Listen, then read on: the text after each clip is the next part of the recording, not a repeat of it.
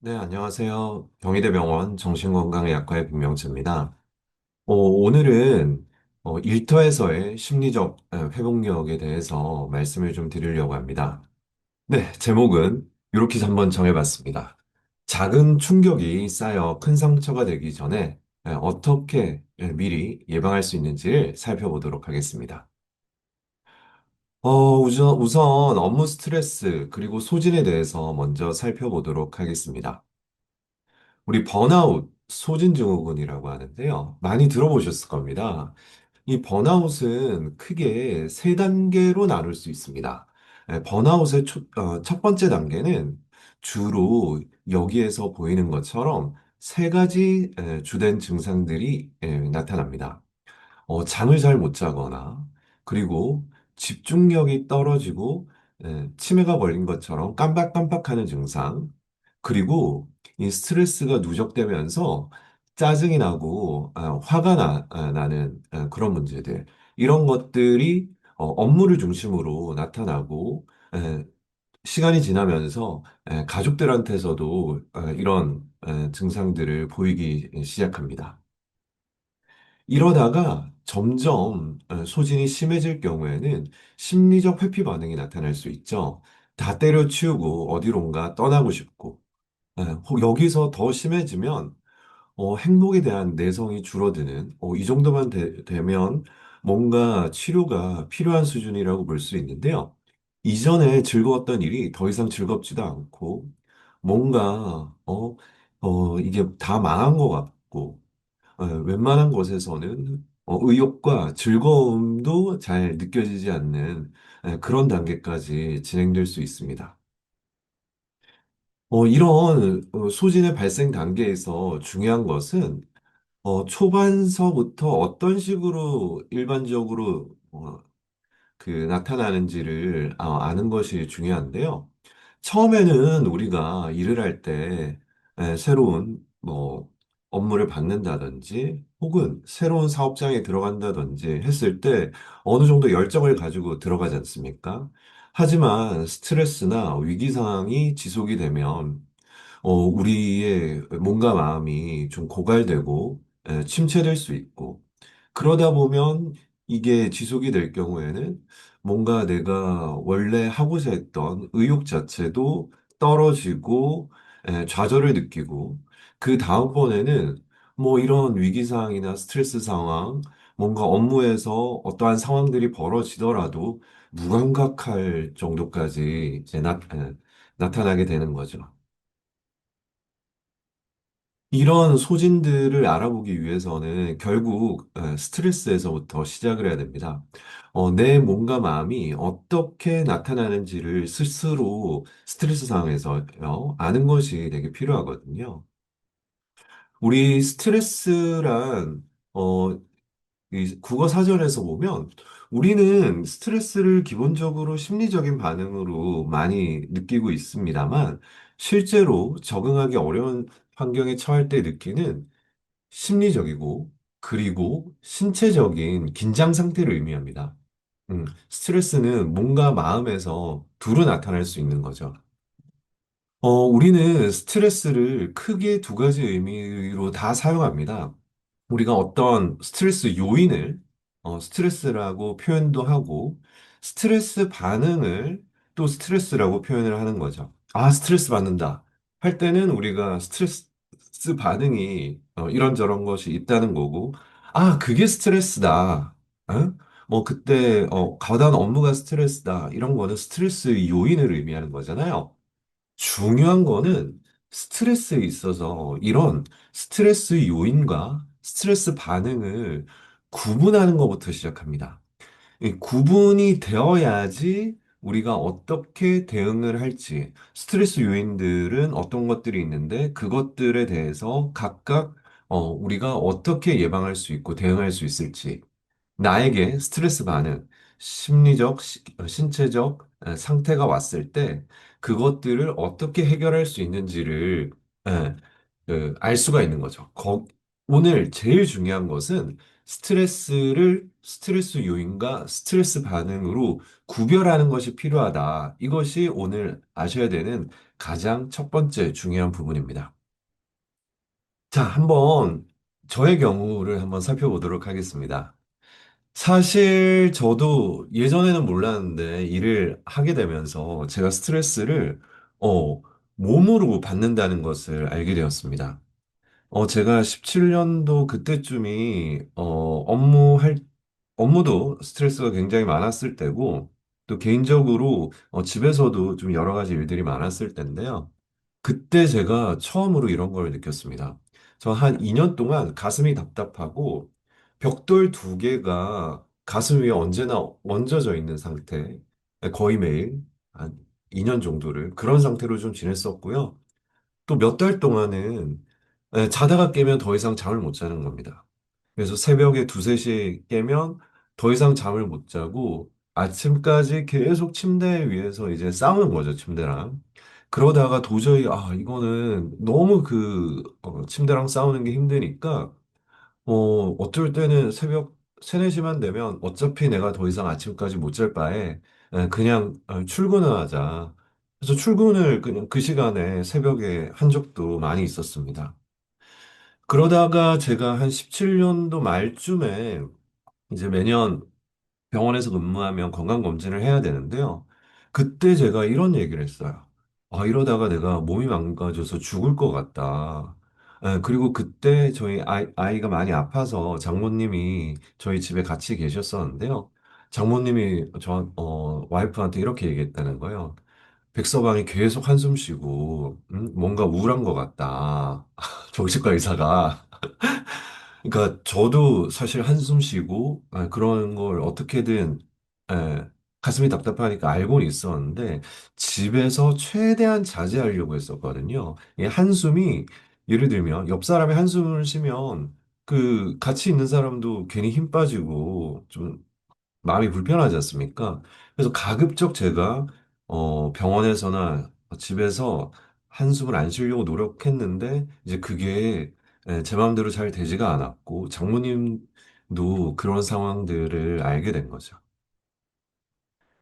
이렇게 중요한 것은 내가 어떤 것들에서 스트레스를 받고 내 스트레스 반응이 주로 특히 남성분들은 몸에서 나타나는 경우들이 많기 때문에 몸에서 나타나는 스트레스 반응들을 살펴보고 내가 지금 이런 좀 스트레스 초기 반응들이 있구나. 소진이 좀 오기 시작했구나. 이런 것들을 아는 것이 일단 제일 중요하다고 생각합니다.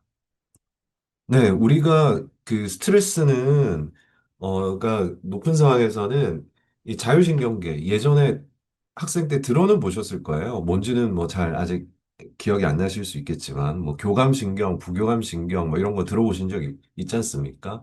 이 자율신경계 균형이 깨져서 이 자율신경계가 몸에 여러 군데를 다 작용을 하거든요. 죄송합니다. 그래서 이런 그 스트레스 반응들은 자율신경계 균형이 깨지면서 몸이 피곤하고 근육이 긴장되고 또 소화가 잘 안 되고 누구는 또 뭐 설사를 하는 사람이 있고 누구는 또 변비가 생기고 또 잠을 못 자고 이런 식으로 이제 몸에서 나타나는 경우들이 많습니다. 그리고 우리가 스트레스 반응하면 뭐 우울하고 불안하고 이런 얘기를 많이 하는데 실제로 가장 흔한 스트레스 반응들은 짜증, 예민 이런 거죠.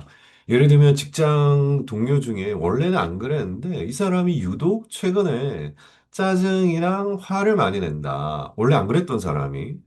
그러면 이 사람이 뭔가 최근에 스트레스가 좀 심해진 건 아닌가. 이렇게 좀 생각해 봐야 될 필요가 있습니다. 또 직장인분들 많은 경우가 술, 담배가 늘어나거나 뭐 이런 그 증상들이 있을 수 있겠죠.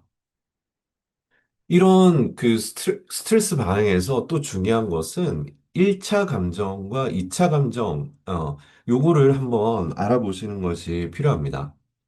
우리가 1차 감정이라고 하는 것은요, 스트레스 상황에서 나타나는 즉각적인 예, 감정입니다. 예를 들면 우리가 열받는 일이 생겼다. 짜증나는 일이 생겼다. 뭐 이런 반응들이죠. 직장 내에서 뭐 여러 가지 이제 뭐 무슨 누가 상사가 큰 소리를 친다든지 혹은 뭔가 일이 잘 안 풀렸다든지 그럼 막 너무 짜증나고 막 열받고 그런 경우가 있잖아요. 이런 것이 아까 말씀드린 교감신경이 일시적으로 흥분이 돼서 나타나는 현상입니다. 이 교감신경 흥분되는 거는 생리적으로 10분, 15분 뒤면 어쩔 수 없이 이게 줄어들거든요. 그래서 실제로 이런 1차 감정은 10분, 15분 내로 가만히 있으면 저절로 줄어드는 것을 느낄 수가 있습니다. 하지만 우리가 중요한 것은 1차 감정을 스스로 다스리지 못했을 때 그 짜증이나 분노를 주변 동료들 혹은 집에서 폭발을 했을 때 예, 그때 이후에 나타나는 감정이 2차 감정이거든요. 이거 이런 거죠. 예를 들면 내 직장 내에서 어떤 상황에서 그 감정을 다스리지 못하고, 나도 크게 소리를 막 지르고, 막 누군가를 분노를 표현하고, 이랬을 때 그 뒤에 따라 나오는 감정은 뭐겠어요? 뭔가, 주변 사람들한테 미안하고, 눈치가 보이고, 내가 혹시, 사람들이 나를 이상하게 생각하지 않을까? 이런 생각들이 맴돌고, 이런 것들은 잘 생각해 보면 하루가 지나도 지속되는 경우가 많죠. 내가 그때, 내가 왜 그랬을까? 아, 내일 같이 점심을 우리 동료들이랑 먹는 게 너무 부끄러운데. 그냥 뭐 밥을 먹지 말까? 이런 생각들은 길게는 일주일 넘게 지속될 수도 있겠죠. 이렇게 1차 감정은 단시간 내에 해결될 수 있는 감정인데 1차 감정을 제대로 다스리지 못하고 나타나는 2차 감정은 상당히 오랜 기간 남아있을 수 있기 때문에 1차 감정이 나타났을 때 그것을 스스로 알고 잠깐 바람을 쐰다든지 화장실을 갔다 온다든지 잠깐 숨을 고른다든지 하면서 10분, 15분만 지나기를 기다리는 것이 필요하다는 거죠. 스트레스는 몸에 나쁩니다. 아마 여기 뭐 모르시는 분은 없을 텐데요. 이게 제가 예전에 샀던 책인데, 이 스트레스에 대한, 제목이 스트레스예요. 목차를 보시면, 스트레스와 뇌, 심장, 소화, 성장, 성, 면역, 통증, 기억, 수면, 노화, 우울증, 성격, 중독, 이게 다 스트레스랑 관련이 있다라는 거예요. 예. 그러니까 이게 혈압이든 당뇨든 뭐가 됐든 우리 스트레스와 연결이 안 되는 것들은 없다는 의미겠죠.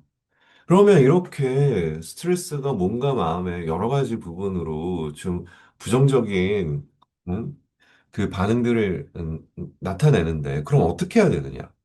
요거는 제가 이제 다른 책 하나 가지고 있는 겁니다. 우리가 스트레스 반응들을 어떻게 케어를 해야 될 것인가, 치료를 해야 될 것인가, 그 이제 가이드라인인데요. 이 목차를 보면 이런 것들이 있습니다. 별의별 거 있죠. 뭐 명상, 복식호흡, 근육이완, 최면도 있어요. 최면. 그 다음에 뭔지는 모르겠지만 바이오 피드백. 운동 상당히 중요하고요. 그 다음에 아니 스트레스 때문에 약물 치료까지 해야 되나 이런 상황들이 생각할 수 있겠는데 이제 이런 것들이 우리가 스트레스를 이겨내는데 학술적으로 효과가 있다라고 증명이 된 방법들입니다. 이 중에 몇 가지 한번 살펴보도록 하겠습니다. 첫 번째는 이제 명상인데요. 정신과 의사가 무슨 명상 얘기하느냐 할 수 있는데 실제로 우리 마음 챙김 명상이라고요. 이 명상이 가부좌 틀고 막 생각을 비우고 이런 거 하는 거 아닙니다. 마음 챙김 명상은 내 머릿속에서 내 마음속에서 나타나는 여러 가지 현상들을 있는 그대로 지켜보는 겁니다. 지켜보면서 예, 그 생각의 강이 흐르는 것을 강둑 위에서 그대로 지켜보는 거죠. 생각의 흐름에 그 강에 빠져서 허우적대는 게 아니라 그렇게 함으로써 한 발 건너뛰며 또 건너 떨어져서 그대로 내 마음의 반응들을 지켜보는 것. 그것만으로도 이 스트레스 관리에 큰 도움이 됩니다. 명상을 예전에는 이렇게 수련받고 했어야 되는데요. 요즘에는 여러 가지 앱들이 나와 있는 게 있어서 쉽게 명상을 접할 수 있는 방법들이 있습니다. 뭐, 이런 것들, 명상에 도움되는 것들이 있습니다. 두 번째는 복식호흡입니다. 막 내가 막 너무 막 짜증이 나고 막 화가 나고 막 내 스스로를 뭔가 주체할 수 없었을 때, 그러니까 교감신경이 정말 과활성화됐을 때, 그때 이 흥분된 교감신경을 조금이라도 빨리 효과적으로 그리고 가장 쉽게 안정화시킬 수 있는 것은 복식호흡입니다. 그래서 천천히 뭐 의자에 뭐 앉아서 가장 천천히 이제 숨을 들이쉬고 멈추었다가 천천히 후 내쉬는 겁니다. 이거를 3, 4분만 하더라도 굉장히 도움이 됩니다. 저 같은 경우에는 복식호흡이 굉장히 일상적으로 사용하고 있어서 예를 들면 1분에 한 3번 정도 천천히 이제 숨을 들이쉬고 내쉬고 하거든요. 대략 1분에 3번이니까 20초죠. 근데 처음 하시는 분들은 그거 힘드실 수 있습니다. 그래서 한 10초에 한 번, 이렇게 천천히 숨을 들이쉬고, 한 3초 들이쉬고, 3초 멈췄다가 천천히 내쉬는 것. 그리고 그때 숨을 들이쉬면서는 숫자를 세고, 숨을 내쉴 때는 편안하다 마음속으로 이렇게 외치는 것. 요거를 한다면, 흥분된 교감신경을 가능한 빨리 가라앉힐 수 있습니다. 그리고 일상적으로 본인이 스트레스를 푸는데 좋아하고 잘하는 것들이 있을 수 있습니다. 특히 우리 스트레스가 몸에서 나타나기 때문에 운동, 그리고 유산소 운동, 또 스트레칭, 그리고 이런 근육 이완을 할 수 있는 사우나, 이런 것들 상당히 도움되고요. 본인의 취미 생활, 뭐 여가 생활, 건강하게 할 수 있는 것들, 이런 거 당연히 도움이 될 수 있겠죠. 그리고 또 직장에서 정말 중요한 것은 동료와 선배의 중요성이죠. 네, 이런 뭐 여러 가지 그 직장의 스트레스들이 있지 않습니까? 많은 직장인분들이 이야기하는 것은 일이 뭐 좀 더 많다. 뭐 이런 것들로 뭐 우리나라 그 직장인들 그렇게 스트레스 받지 않습니다. 내가 그냥 조금 더 뭐 자리에 남아서 일하지. 그러고 이제 말거든요. 그런데 제일 중요한 것이 결국에는 사람 관계죠.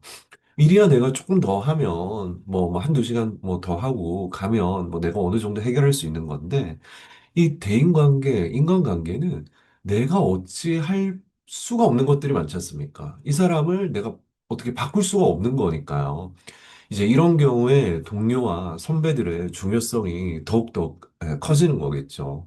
예, 그 직장 내 분위기, 그런 서로를 존중하는 문화를 만드는 것, 서로를 배려하고, 그래서 상대에게 상처 주지 않는 그런 현장에 있어서 동료와 선배의 중요성은 어, 강조를 안 할 수가 없습니다. 뭐 특히 이제 조직 관리자 같은 경우 한번 보실까요? 이 슬기로운 의사생활 다들 많이 보셨을 텐데요. 이런 태도가 결국 조직의 중간 관리자, 그리고 더 윗선 분들한테 필요한 거겠죠. 같이 한번 보겠습니다. 내가 미안해. 돌아가는 상황을 대충 이해는 했는데, 전공의들도 자기만의 룰이 있어서 또 힘든 거 아는데도 내가 어떻게 개입해서 어떻게 해결해야 되는지 그걸 잘 모르겠더라고. 미안해. 내가 못 챙겨서. 다음에도 이런 일 생기면 내가 적극적으로 개입해서 해결할게.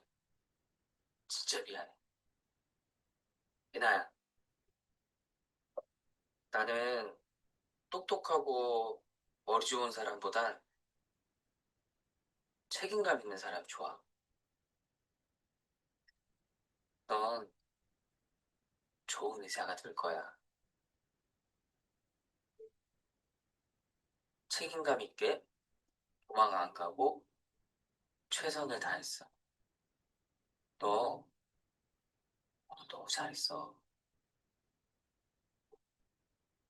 감사합니다, 교수님. 가서 눈 좀 붙여. 도제형 산모 관련 쿨은 내가 받을게. 네. 지금 조직 관리자가 보여야 되는 태도를 정말 압축적으로 보여준 영상이라고 생각합니다. 어떤 상황에서 본인이 제대로 개입하지 못한 것에 대해서 예, 제자죠. 어떻게 보면 전공의는 후배 혹은 제자에게 잘못했다라고 표현하고 앞으로는 이런 상황에서 내가 어떻게 대응할지 몰랐지만 앞으로 비슷한 상황이 생기면 본인이 직접적으로 개입을 하겠다는 것. 그리고 너는 지금 상황에서 오늘 최선을 다한 거고, 그리고 잘하고 있다라는 것. 이런 것들을 이제 표현하는 것. 뭐, 물론, 뭐, 잘못한 것이 있으면 잘못을 지적하는 것도 필요하겠지만, 이런 본인이 또 우리가 뭐 관리자라고 다 잘하는 게 아니잖아요. 실수도 하고 잘못한 것이 있을 때 오히려 그것들을 해주고 재발을 안 하겠다라는 약속을 하는 것 이런 것들이 결국 필요하지 않을까 싶습니다. 네, 그리고 또 중요한 것은 동료의 지지죠.